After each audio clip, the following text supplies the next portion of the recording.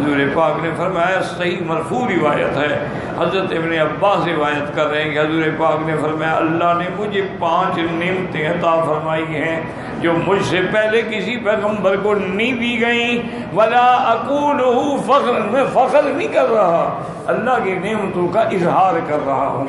اللہ کی نعمتوں کو بیان کر رہا ہوں، کیونکہ حضور فخر سے بہت اجتناب فرماتے تھے۔ حضور پاک صلی اللہ علیہ وسلم نے فرمایا بعثت الی الناس کافۃ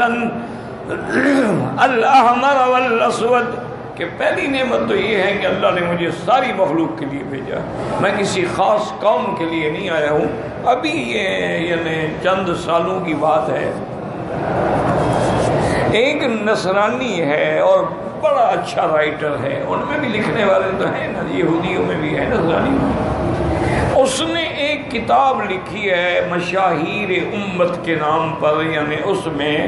100 عظیم شخصیات جو دنیا میں گزری ہیں ان کو اس نے ذکر کیا، اور واقعی بڑی محنت کی ہے۔ یہ ہمیں بھی ماننا چاہیے ٹھنڈے دل سے کہ انگریز ہمارا دشمن ہے، لیکن بڑا دانا دشمن، اور پھر اگر وہ کوئی کتاب لکھتے ہیں نا جی، حق ادا کرتے ہیں، اس کی ریسرچ کرتے ہیں، محنت کرتے ہیں، پھر کتاب کو منظر پہ لاتے ہیں۔ یہ ہمارے ہاں بات ختم ہو گئی ہے، اب بھی بڑے لوگ جو ہیں وہ تو بڑے ہیں، بڑے علماء، بڑے بزرگ جو ہیں، اللہ ان کی قبروں پہ کروڑوں رحمتیں فرمائے، جو زندہ ہیں اللہ ان کی زندگی میں برکت اور حفاظت فرمائے۔ یعنی یہ بات ہمارے اندر اب نہیں رہی، یعنی اب آپ اندازہ کریں کہ آج بھی پاکستان میں اغلب طور پہ، غالب طور پہ جو کتابیں پڑھائی جاتی ہیں وہ ہمارے ہندوستانی علماء کی لکھی ہوئی، انہوں نے محنت کی۔ اب آپ دیکھیں کہ آپ کے ہاں تفسیر میں تفسیر معارف القرآن ہے، اسی طرح تفسیر بیان القرآن ہے، اور تفسیر معارف القرآن بھی 2 ہے، حضرت مفتی محمد شفیع رحمۃ اللہ علیہ اور محمد ادریس خان دہلوی رحمۃ اللہ علیہ۔ اچھا، اسی طرح آپ دیکھیں کہ بذل المجہود ہے، شرح ابی داؤد ہے، اسی طرح دیکھیں آپ اوجد المسالک ہے، شرح موطا امام مالک ہے، اسی طرح آپ دیکھیں کہ لامع الدراری شرح بخاری ہے، اسی طرح آپ دیکھیں کہ کوکب الدری شرح ترمذی ہے، اسی طرح دیکھیں اشعۃ اللمعات ہے۔ یہ ساری ہمارے ان بزرگوں کی محنتیں ہیں جو دارالعلوم دیوبند سے اور سہارنپور سے اور ندوہ سے آئے۔ پاکستان کے علماء میرے سر آنکھوں پر، میرے سر کے تاج ہیں سارے علماء، لیکن ان میں بہت کم ایسا آدمی پیدا ہوا جس نے کوئی ایسی کتاب لکھی ہو جو پوری دنیا میں پڑھی جاتی ہے۔ بڑے بڑے عالم پاکستان میں علماء کی کمی تھوڑی ہے، بڑے بڑے عالم، لیکن یہ شرف جو ہے نا بہت کم لوگوں کو نصیب۔ اور اسی طرح آپ دیکھیں کہ آپ کے ہاں جو سب سے بڑے بڑے ادارے ہیں نا جی، جیسے اکوڑا خٹک ہے تو حضرت مولانا عبدالحق صاحب رحمۃ اللہ علیہ دارالعلوم دیوبند کے صدر مدرس تھے، اسی طرح حضرت مفتی مشفی صاحب دارالعلوم دیوبند کے استاد تھے۔ یعنی جتنے ہمارے بڑے بڑے مدارس ہیں نا، جو چوٹی کے مدارس ہیں، جن کا مرتبہ ہے، ہم خیر المدارس خیر المجلندری ہے، تو یہ سارے ہمارے ان اکابر کی محنتیں ہیں جو آج تک چل رہی ہیں۔ ہمارے ہاں بڑے بڑے علماء پیدا ہوئے، انہوں نے ہر باطل کا مقابلہ کیا ہے، قادیانیت کا مقابلہ کیا ہے، شیعیت کا مقابلہ کیا ہے، بریلویت کا مقابلہ کیا ہے، اہل بدعت کو للکارا ہے، اور اگر مقتدرہ طبقے نے کوئی ظلم کیا تو ان کے سامنے بھی سیسا پلائی ہوئی دیوار بن گئے، اور جو جو نئے نئے فتنے سر اٹھا رہے تھے ان علماء کی محنت سے کچلے گئے۔ اللہ نے بڑی خدمات ہیں، لیکن یہ ہے کہ یہ وہ خدا کی قدرت ہے نا بھائی، اب اس میں اعتراض نہیں ہوتا، یاد رکھیں۔ اب دیکھیں نا، دین عربی ہے، قرآن عربی ہے، میرا مدنی عربی ہے، جنت کی لغت عربی ہے، لیکن جو ہماری حدیث کی سب سے اہم کتابیں ہیں جن کو ہم سیاہ ستہ کہتے ہیں، کتب ستہ کہتے ہیں، وہ ساری کسی عربی نے نہیں لکھی۔ اب یہ اللہ کی مرضی ہے بھئی۔ اب سب سے اہم کتابیں کیا ہیں؟ بخاری اور مسلم ہے، اس کے بعد سنن ترمذی ہے، سنن نسائی ہے، اسی طرح سنن ابن ماجہ ہے، سنن نبی ہے، یہ ہے سیاہ ستہ، یہ ساری اجمیوں نے لکھی ہے۔ امام بخاری کو عربی تھے، وہ تو بخارا بدخشاں کے رہنے والے تھے، وہی پیدا ہوئے۔ اسی طرح اب آپ دیکھ لیں کہ کوئی نیساپور میں پیدا ہوا، کوئی اصفہان میں پیدا ہوا، کوئی سجستان میں پیدا ہوا، ایک عرب نے بھی کسی سیاہ ستہ میں سے ایک کتاب بھی نہیں ہے۔ اب یہ اللہ کی مرضی ہے، کسی کا اعتراض تو نہیں عربوں پر نا۔ تو ان لوگوں نے اتنا محنت کی ہے کہ اب آپ دیکھیں کہ ایک بہت بڑے عالم تھے مصر کے، فوت ہو گئے، اللہ ان کی قبر پہ کروڑوں رحمتیں فرمائے، چونکہ مصر نے بھی بڑے بڑے علماء پیدا کیے ہیں۔ جامعۃ الازہر جو ہے اس کا ایک تاریخ میں مقام ہے۔ وہ ہندوستان کے دورے پہ آئے تو انہوں نے دارالعلوم دیوبند میں جب تشریف لے گئے نا تو علامہ انور شاہ کاشمیری رحمۃ اللہ علیہ موطا امام مالک پڑھا رہے، وہ عالم تھے، پیچھے جا کے بیٹھ گئے کہ بھی اگر ایک عالم درس دے رہا ہے السلام علیکم آج سر پہ چڑھ کے، یا اگر آپ اس سے بڑے بھی ہوں تو سامنے کھڑے رہیں کہ اب حضرت اٹھے میرا استقبال کریں۔ علماء تو جانتے ہیں نا کہ دین کی مجلس ہے، یہ جہاں جگہ بھی نہیں بیٹھ گیا، ملنا بھی ہے تو باہر سے ملیں۔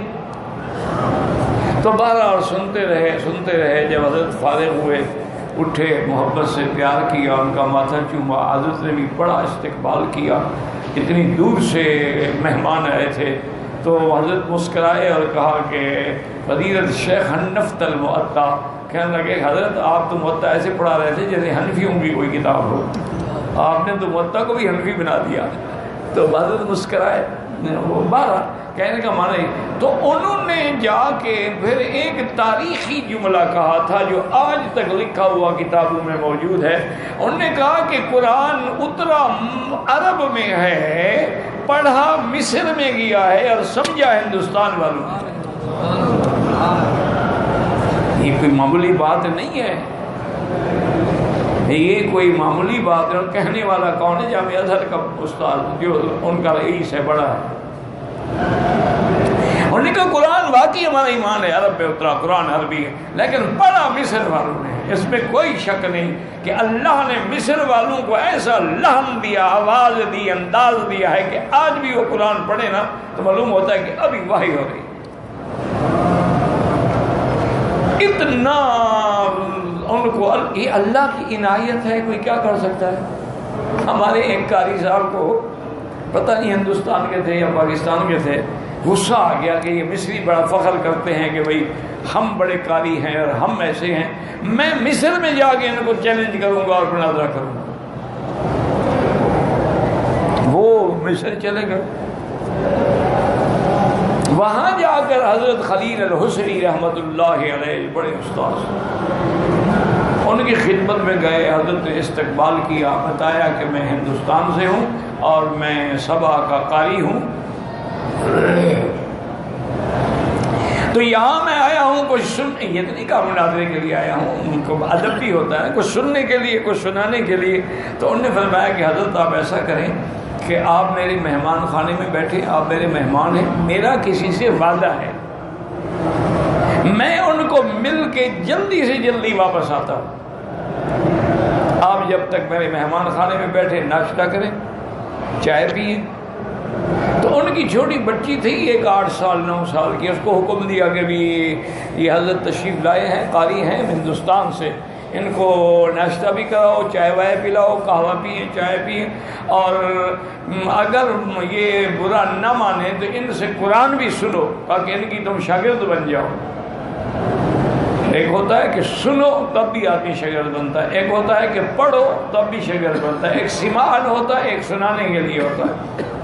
واپس چلے گئے تو واپس آئے تو دیکھا کہ بچی کا موڈ ذرا اچھا نہیں ہے، تو آپ نے پوچھا بیٹی کیا بات ہے، تم نے چاچے کا قرآن سنا ہے؟ اس نے کہا حضرت میں نے سنا ہے، سورۃ یوسف سنائی ہے، یوسف علیہ السلام کو بھائیوں نے اتنا عذاب نہیں دیا جتنا اس قاری صاحب نے دیا۔ یہ تو سورۃ یوسف ایسے پڑھ رہے ہیں کہ حضرت یوسف قبر میں تڑپ جائیں، ان کو تو پڑھنے ہی نہیں آتا، یہ کہاں کا قاری آ گیا ہے۔ تو یہ ان کا مقام ہے، اللہ نے دیا ہے، ہمیں ماننا چاہیے۔ ہم ان کا یعنی اس پڑھنے میں مقابلہ نہیں کر سکتے۔ اور اسی طرح انہوں نے کہا کہ سمجھا ہندوستان میں گیا ہے کہ شیخ الہند رحمۃ اللہ علیہ مالٹا میں قید ہو کے انہوں نے ترجمہ قرآن لکھا ہے، نہ کوئی کتاب ہے، نہ کوئی مرجع ہے، نہ کوئی چیز ہے، اور آج تک ان کے مطابق کوئی ترجمہ نہ لکھ سکا۔ یہ اعزاز ہے، جس کو چاہے اللہ دے دے، اللہ نواز دے، اور اللہ تبارک و تعالی ہمیں سب کا احترام، سب کا اکرام کرنے کی توفیق عطا فرمائے۔ تو حضور نے فرمایا کہ اللہ نے جو یہ مجھے شان دیا ہے نا، کسی کو نہیں دیا۔ بعثت الی الاحمر والاسود، میں سب کے لیے نبی بنا کے بھیجا گیا۔ لا فضل لعربی علی اجمی، کسی عربی کو اجمی پہ فضیلت نہیں، الا بالتقوی، جیسے قرآن کہتا ہے ان اکرمکم عند اللہ اتقاکم۔ تو حضور نے فرمایا ایک تو اللہ نے مجھے یہ نعمت دی ہے جو مجھ سے پہلے کسی نبی کو نہیں ملی، سب اپنی قوموں کے لیے آئے تھے۔ اور اس کے بعد حضور نے فرمایا کہ یاد رکھو وَنُصِرْتُ بِالرُّعْبِ مَصِيرَةَ شَهْرٍ، اور اگر میں دشمن کے مقابلے پہ نکلتا ہوں 1 مہینے کا سفر باقی ہوتا ہے، لیکن اللہ میرا رعب دشمنوں کے دل میں ڈال دیتے ہیں۔ بالکل یہ حقیقت ہے، یعنی آج بھی یہ حقیقت ہے کہ ہمارے فوجیوں سے پوچھے نا، وہ کہتے ہیں جب جنگ ہوئی تھی ہماری، تو جب ہمارے جوان نعرے تکبیر بلند کرتے تھے نا، تو کافروں کے ہاتھ سے گنیں گر جاتی تھی، رائفلیں گر جاتی تھی۔ آج بھی یعنی اسلام کے اندر وہ قوت ہے، وہ طاقت ہے، وہ تاثیر۔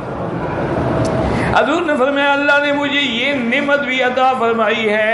وَأُحِلَّتْ لِيَ الْغَنَائِمُ وَلَمْ تُحِلَّ لِأَحَدٍ قَبْلِي، اور مال غنیمت جو ہے جنگ میں حاصل ہونے والا، وہ بھی اللہ نے میری امت کے لیے حلال کر دیا۔ مجاہدین پہ تقسیم کیا جائے گا